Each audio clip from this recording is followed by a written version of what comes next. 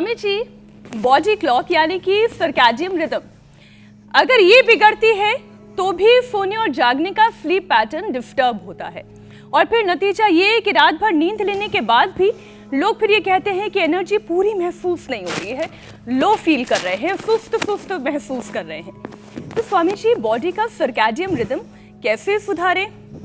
सोने और जागने का सही वक्त क्या होना चाहिए?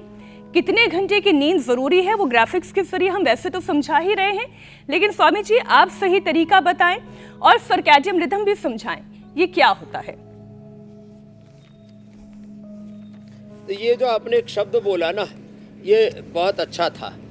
जो हमारी जैविक घड़ी है ना, ये बहुत ज़रूरी है इसको ठीक रखना। नहीं तो ये जैविक घड़ी, बॉडी क्लॉक जो है हमारी, इसको ठीक नहीं रखेंगे जैविक घड़ी को। आजकल जैविक ऊर्जा की, जैविक खेती की बहुत बात हो रही है। जैविक घड़ी, ये जो हमारी नेचुरल बॉडी क्लॉक है, 6 घंटे की नींद, मैं तो कहता हूँ 5 घंटे की नींद भी पर्याप्त हो जाए ना, वो जब योग करेंगे ना तो बहुत अच्छी नींद आएगी।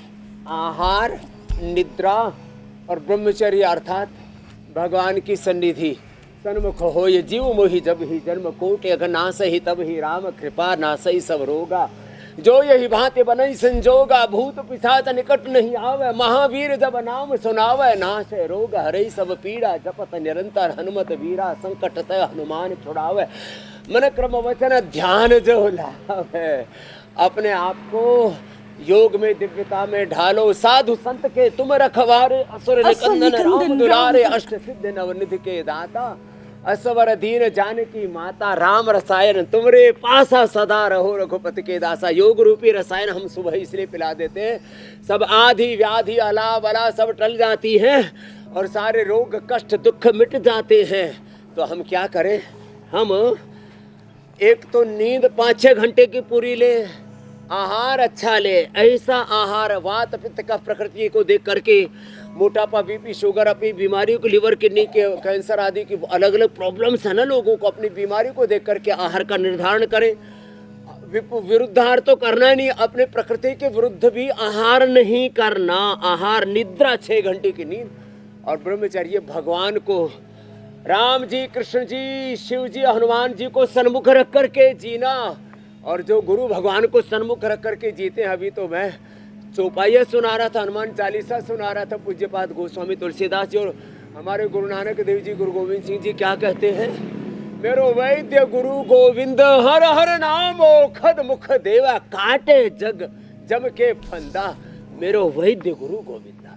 तो देखो ये सारे रोग शोक दुख कटेंगे। बस 3 चीजों का ध्यान रख लेना, आहार, निद्रा और ब्रह्मचर्य, भगवान की सन्निधि।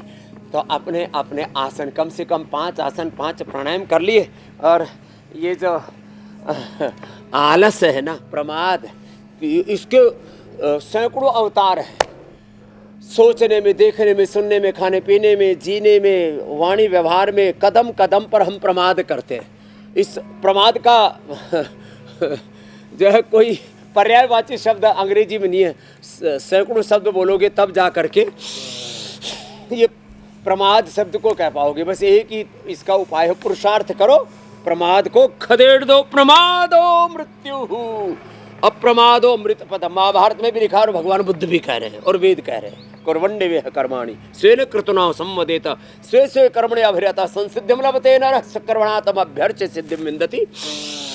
मानवारे, आज तो गीता जयंती भी है, हम कुरुक्षेत्र में भी जा रहे हैं और गीता को जीना है हमें, योग को, धर्म को, अध्यात्म को, राम के रामत्व को, कृष्ण के कृष्णत्व को, शिव के शिवत्व को जीना है। यही तो हम रोज सिखाते हैं इंडिया टीवी पर।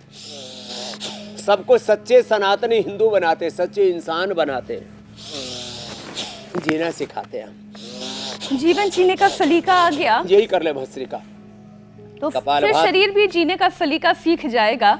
ये हम ही हैं जो अपना सलीका भी खराब करते हैं और बेचारे शरीर को भी फिर टॉर्चर करते हैं।